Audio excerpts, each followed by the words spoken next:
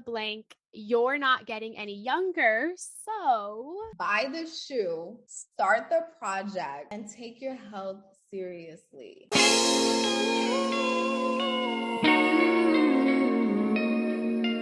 Hey you! Yes, you! Welcome to the You're Not Getting Any Younger podcast, a podcast for people who want to disrupt their lives for a good reason, to make it count.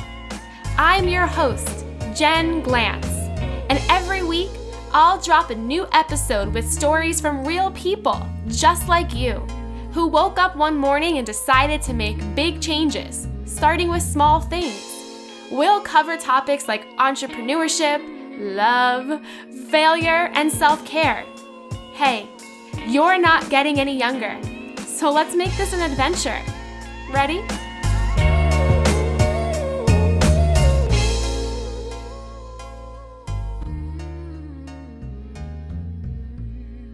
Hey you, listen up. If you're an entrepreneur, business owner, or the go-to person in your company who is always looking for the latest and greatest software, then you need to know about Haggle. Haggle makes buying software easier. Get this. You share the details about what kind of software you're looking for, whether it's an email automation platform or a cybersecurity program, and the software vendors come to you with a personalized proposal. Everyone could use time back in their day, and finding the right software vendor to support your business can eat up an entire afternoon. Not if you use Haggle. Head to gohaggle.io and test out their beta version for free. That's gohaggle.io. Hey, any youngers, it's me, your host, Jen Glantz, back with another episode of the You're Not Getting Any Younger podcast.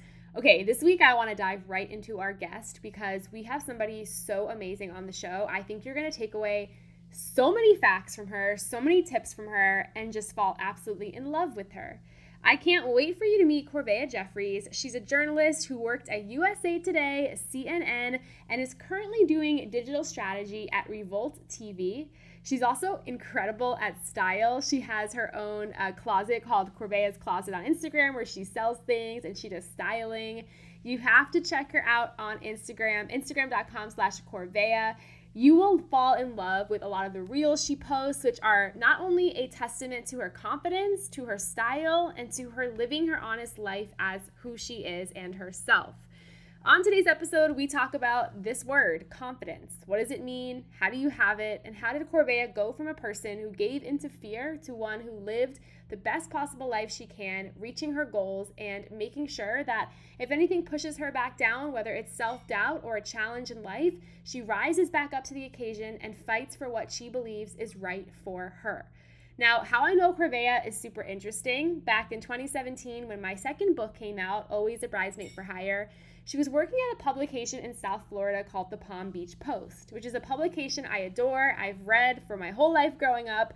And when I had my book launch there at Barnes & Noble in Boca Raton, Florida, I reached out to Palm Beach Post to see if they wanted to cover it. Because who am I and what was this book? But Corvaya actually reached out and said that she would love to come to the event and cover it. And she ended up coming to the book party. I remember it was at Barnes & Noble, and I met her right before the party happened, and we met at a cafe. She asked me the most unique questions any journalist has ever asked me before, and I've done a ton of interviews, and I remember one of the questions she asked me was around, like, what's the soundtrack that would describe who I am? I just found her to be so incredible, and I knew that she was going to go on to do such big things in her life.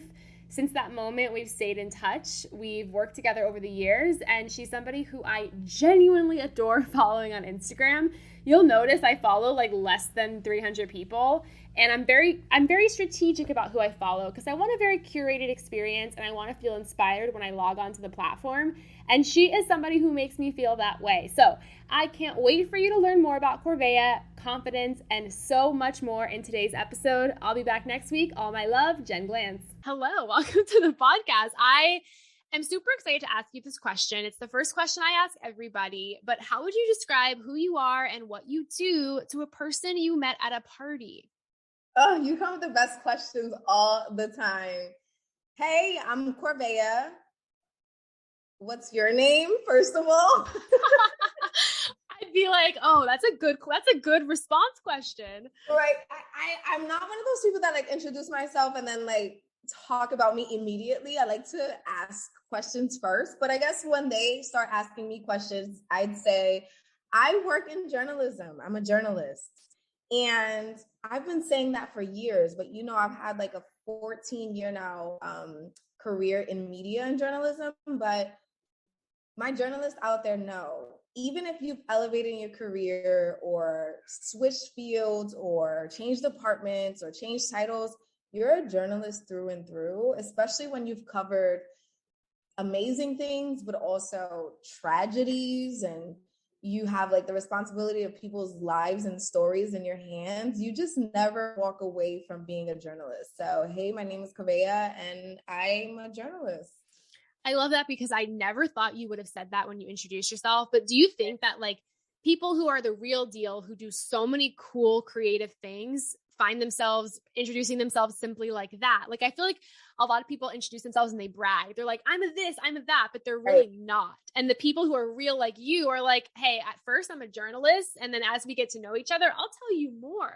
Yeah, you bring up a good point because honestly, when networking, or at least the term networking, because we've been networking for ages, but like the term networking, when it became really popular and trending, I would sort of go to these events and observe how people were networking. And I realized that the more they said about themselves within the first 30 seconds of meeting you, it was the biggest turnoff for me. And so I kind of took from that and said, you know what? I don't like how that made me feel. I'm not going to make anybody else feel that way. And so building genuine connections for me and genuine networking is about introducing yourself and leaving some like awkward pauses and silences for people to ask questions and for you to like transfer energy to and from one another and then see where the conversation goes. So I'd rather just say, hey, I'm a journalist, and see what questions somebody has for me. Like, what do they want to know? Do they want to know like what color my lipstick is, or where I come from, or what type of coffee did I order today? Like, those conversations are the best. Well, my first question for you is all around your confidence. I've known you for a while, and I feel like lately your confidence is something that I've been seeing more and more of in a public setting, whether Instagram or speaking engagements. And I just sort of want to talk about the term confidence because there's so many people out there like myself who want to be more confident, but find it to be so freaking hard. On a scale of 1 to 10, how confident do you think you are?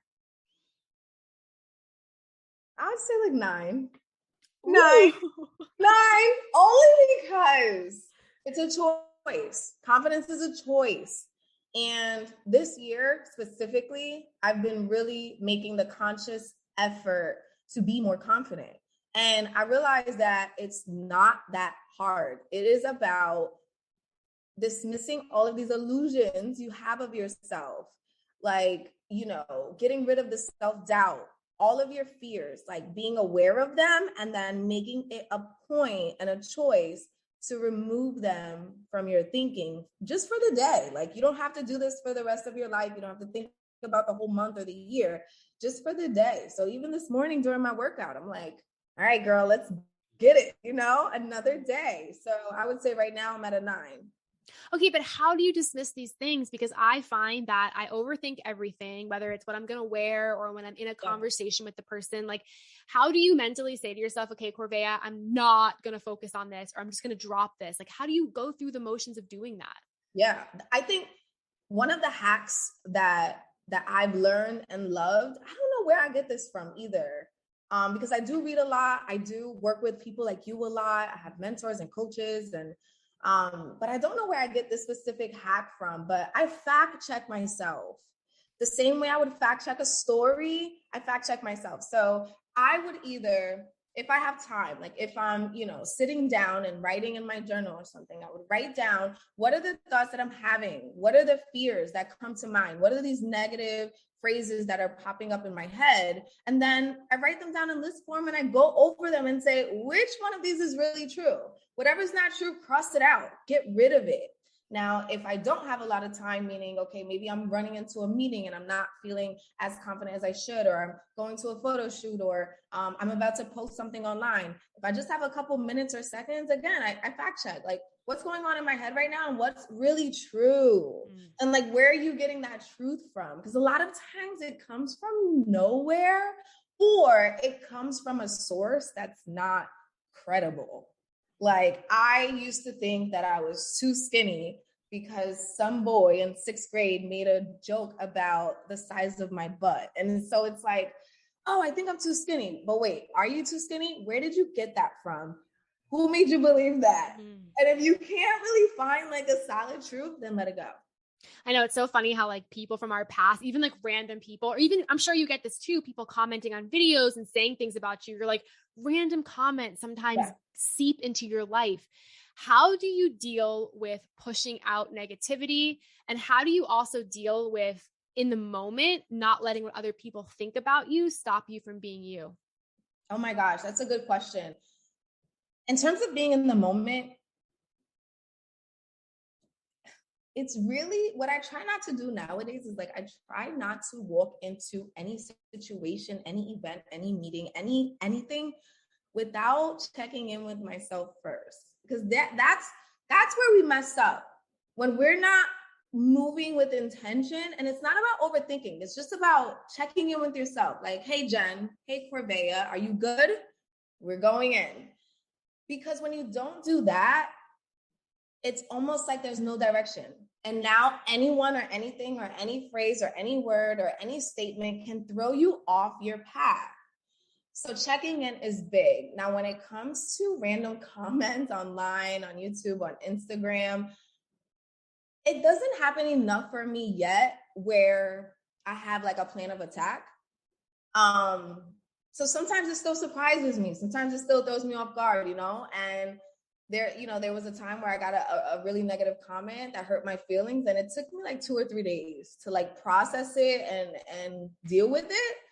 But I will say that as my following is growing, as I'm becoming more involved and confident online and sharing my story and sharing content that I just feel good about, I'm starting to get more people that I've never met. They want to express their opinion. I think I just got to mentally prepare, for what's to come by staying intact with who I know myself to be, like the truth of who I am.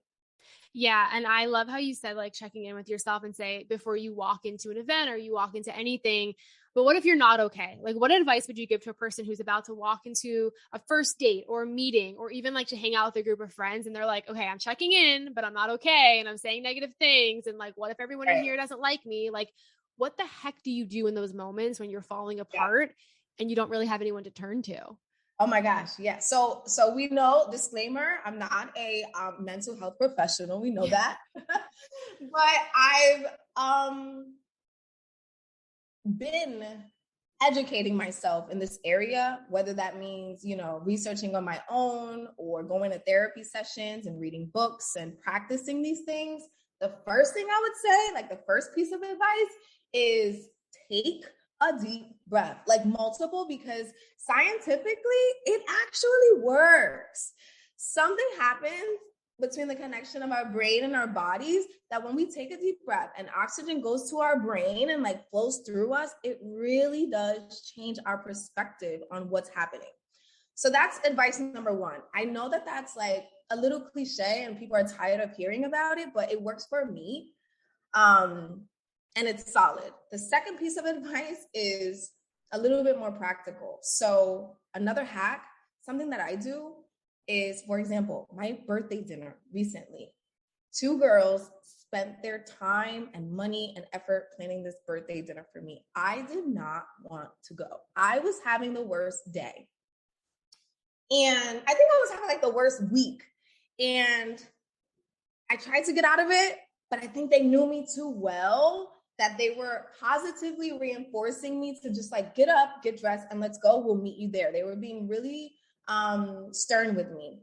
So I get there and I try to check in with myself, but I'm still just not good.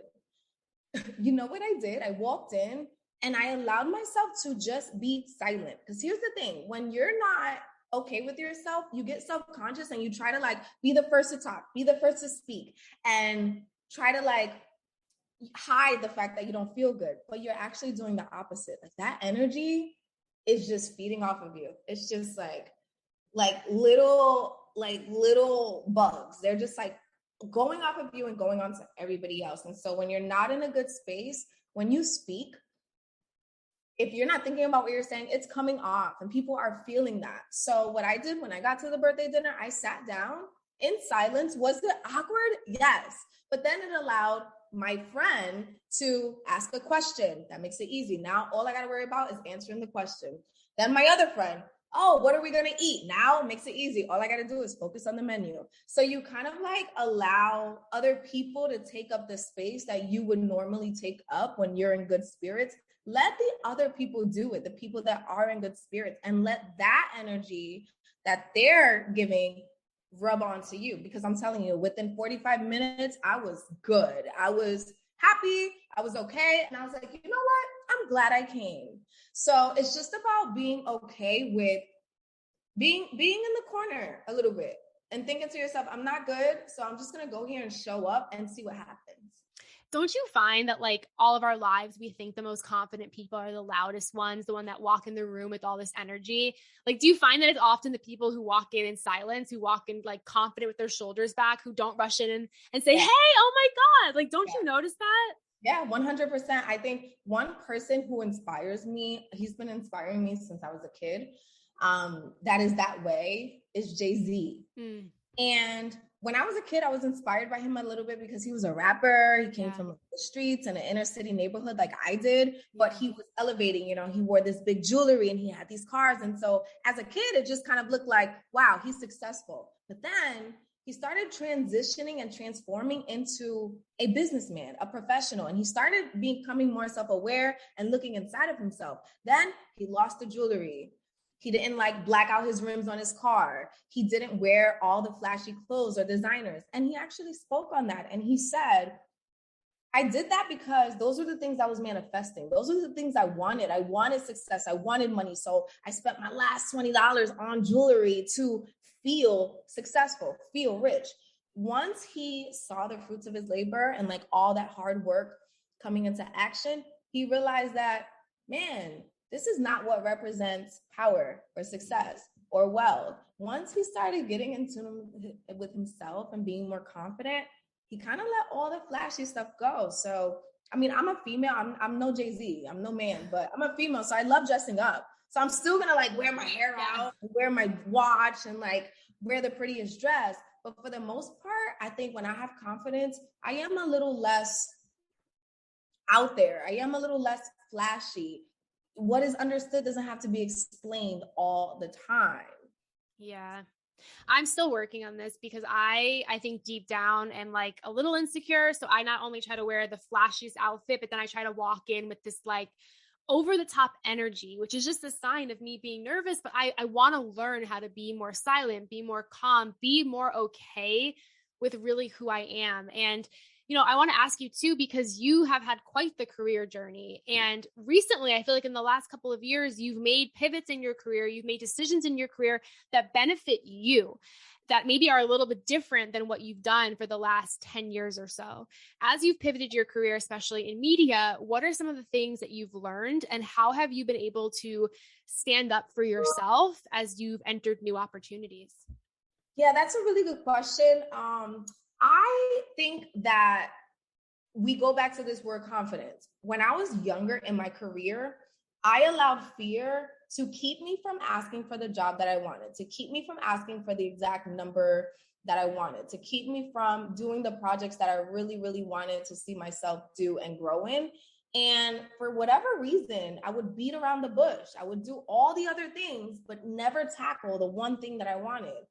And as I started becoming more confident, or like I mentioned earlier, making the conscious decision to be more confident, I started recognizing that if I really want to be happy and I really want to be confident, I got to do what I love.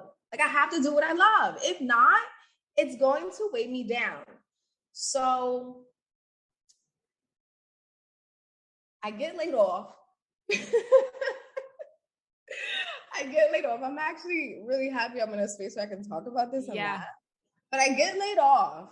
And before I even make a decision about what's next for me, I think to myself, as a confident woman, what do I want to be doing?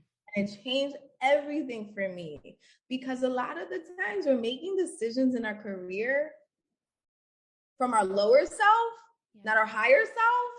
So you got to be thinking like, the person that I want to be, what would she ask for? The person that I want to be, what direction would she take? Not the person you are now, right? That you're always striving for more. So once I got laid off and I panicked a little bit, after like 2 days, I was like, all right, relax. Let's go over your accomplishments. You actually helped me with this part. Let's go over your accomplishments. Let's go over the things that you're proud of. Now you start to remind yourself, man, I do have credibility. I do have ownership. I do have talent and skills. What does that person want to do next? Not the person that just lost their job. What is the person that has already accomplished things and has value? What does that person want to do? Also, when I got laid off, I had a really tight relationship to that company and I was very loyal to that company. So to get laid off in the way that I got laid off, I was just like, oh my God, you're breaking up with me? I almost felt entitled to the job. And it's like, no, you may or may not be disposable, depending on what company you work for, what the situation is. And I had to like be aware enough to not take it personal and not blame my managers for it, because it was even bigger and above. It was bigger than them, above them. So once that happened, my entire perspective changed. I was like, you know what? I got to show up, not at work, but I got to show up in life as the person I want to be, the woman I'm proud of, the woman that's confident, the woman that has accomplished things and has given it her all, and make decisions from that place, not from a place of lack. What changed in your life when you took on that mentality? Oh my gosh, I look better. My skin is clear. I eat better. I feel good when I wake up in the morning. If I'm going through maybe a depressed phase, it doesn't last as long. If I'm going through a little funk, I give myself a time limit. My relationships with people are a lot better. Even if I can't respond right away, or even if I'm having a bad day and like can't reach out or respond back soon, I always end up following through because I always pick myself back up. So it's like, before it was like I will fall down 9 times and get up the 10th time. Now it's like you fall down once, get up, and you're good for a while before the next, dip. Because we all have those highs and lows and dips. It's not all peaches and cream, but when it's not peaches and cream, it's not the end of the world either. I'm just a lot more refreshed. I feel like you do a good job of showing that. Like, following you on social media is so refreshing because, of course, you see so many beautiful things that you post, but you see real things. What do you think a person doesn't know about you? If they just followed you on social media or they heard you on this podcast, what's something that most people don't know about you? That I'm outgoing, a little outdoorsy, and that I am down to earth. I think, I am feminine, or I try to tap into my feminine energy, and I love fashion. I love style. I love makeup. I love beauty. I love being girly. I love treating myself. And so people see that and think that I don't accept anything less than like an apple martini over the best steak in a restaurant. But I actually love street tacos. I actually love riding my bike to the coffee shop to work. I actually love Ubers. I prefer not to drive my Range Rover. There's just so many things about me that come from like being one of 11 kids, having 2 older brothers, growing up in a rough neighborhood I just kind of like, I like to stay close to the cement and, be down to earth. So people don't expect that from me at all. But I think, again, that's why I like following your content, because you get that realness. You get doses of that realness. I think if I didn't know you for as long as I did, I'd be so intimidated by you. I'd be like, oh my God, this person. But I do think you show that. And I think it helps people see like you can be this way. You can love these things, but you could also have a different side of you too, I think the parallels that you show and the honesty that you show really stands out in a world where everyone's just trying to compare themselves to people on social media. Yeah, I really appreciate that. And it's because of people like you that see me. Like, you don't hold back from making a comment or saying, wow, I love this. And you might, comment on one of my least popular posts. And that reminds me that like people are watching and people are taking in what you're putting out. And so don't stop putting out the things that are authentic to you, because even if it's one person or 100 people out of your 6,000 followers or 10,000 followers, those people matter. And that's what you're here for, is to kind of like spread that love, spread that good energy. And so I was actually, with business accounts on TikTok and Instagram, you can see the data, you can see what people are liking and loving. And I actually learned that my top 3 posts from the last year that got the most reach, so reached like thousands and thousands of accounts, are selfies from the gym. Are you? I mean, I'm not even that surprised, but you must just be so angry because you post the most high quality, coolest videos. Like I feel like you post such incredible content that would drive me nuts. It did drive me nuts because one, it's like 49% of my followers are men, which I appreciate that data. I don't look too much into it, but it's good to be aware of it. So 49% are men, and I think they just like the gym outfits. Yeah. They don't even read the captions, because in the caption, I'm like, this is the workout I did. This is the meditation I did. This is what I drank and ate after, and I'm feeling good today. Happy Monday. They don't care about that. It's just like the gym outfits, which is like flattering, but and then the other part of it is maybe people are being inspired by those, gym selfies, but I think it might be, for the physical reasons, or like, oh, she's really fit and toned, I want to look like that. And that's not my purpose. It's not my intention for posting that selfie. For me, actually going to the gym is a lot more about my mind state and my mindset, and like getting those natural, what is it, endorphins or dopamine? Yeah. Whatever. Yeah. I feel like both. Yeah. Both. So it's about that for me. And so I want to put that out. After the workout, I feel good. I want to share that energy. So to see that those are my top performing posts over, like, I don't know, hey guys, just announced my newsletter, or hey guys, just sign this contract, or hey guys, here's what I learned from doing this. It's crazy, but I don't ever want to forget or dismiss the people that do take in that other content. I know. I feel the same way. Like I'll write this like whole beautiful essay and 10 people will see it. And then I'll post like a picture of like literally my dog, and that will be the best. And I'm like, what is this world? Is nobody? I love your dog though. Well, thank you. And I feel like Instagram loves her, but I'm like, why is no one taking the writing seriously? But just like you said, it can't stop you from doing those things if that's what you love. I don't show up on Instagram for everyone else. I show up because I love what I show up to do and post and things like that. Okay, my final question for you is to fill in the blank. You're not getting any younger, so you're not getting any younger. So buy the shoe, start the project, and take your health seriously. Period. Lots of commas, but a period. I love it. Where can people find you if they want to learn more about you and be your friend? Yes, I'm Corvaya everywhere. Thanks, Mom, for that name. Corvaya on Instagram, Corvaya on TikTok, Corvaya on Twitter. I am getting more into YouTube, so I'll be showing up there. And I also just revamped my website. So Corvaya.com for all information about speaking engagements, a few blog posts that I think people would find really helpful. And also just launched a membership, an Elevate and Earn membership for people that want to elevate in their lives and careers and also earn more money while doing it. Amazing. We will link to all of that in the show notes. Thank you so much for coming on the show. Hey, you. Thank you for listening to the You're Not Getting Any Younger podcast. There are hundreds of thousands of pods out there, so thank you for listening to this one. You can find the show notes for this week's episode up on our website, anyyounger.com. Subscribe, rate, and review the You're Not Getting Any Younger podcast on iTunes so that other ears around the world can listen too. Oh, and join our secret You're Not Getting Any Younger Facebook group, where over 1,000 people are talking about how to disrupt their lives, for a good reason, to make it count. Until next week, all my love, Jen Glantz.